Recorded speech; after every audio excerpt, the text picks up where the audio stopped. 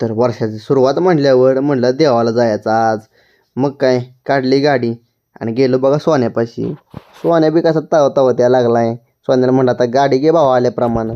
सोन्यानं गाडी बी घेतली आणि तिथनं बघा डायरेक्ट कराडात आलो. कराडाला सोन्या म्हटला की मला शॉर्टकट माहीत आहे.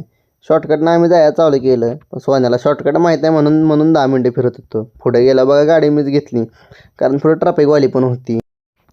मग काय टर्न मारून घेतला आणि डायरेक्ट आम्ही म्हटलं आता कोपाड्याकडे जायचं.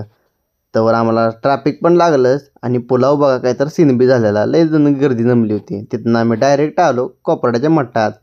मग काय तिथं जरा फ्रेश होऊन घेतलं, तोंड बिंड धुवून घेतलं आणि आम्ही बघा डायरेक्ट चाललो मठात.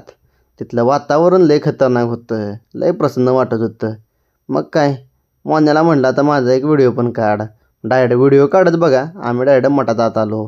तिथनं पुढं जातोय, मठाची पायरी चढतोय, तर बघा महाराजांची मूर्ती दिसली. मूर्ती लय भारी दिसत होती. मूर्ती बघून झाल्यावर डायरेक्ट बघा आम्ही आत मठात चालू केलं जायला. तिथं बघा स्वामींच्या पायाही पडलो आणि डायरेक्ट आम्ही स्वामींच्या हॉलकडे गेलो. कारण हॉलमध्ये एवढी माणसं जमली होती आणि एवढी माणसं जमायचं कारण म्हणजे तिथंसुद्धा स्वामींची एक फ्रेम ठेवली होती.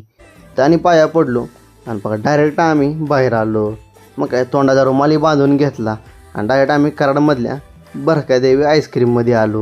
तर बघा गेल्या आम्ही रबडी ऑर्डर केली आणि रबडी खाऊन झाल्यावर गाडीला किक मारून आम्ही बघा डायरेक्ट चाललो घराकडे.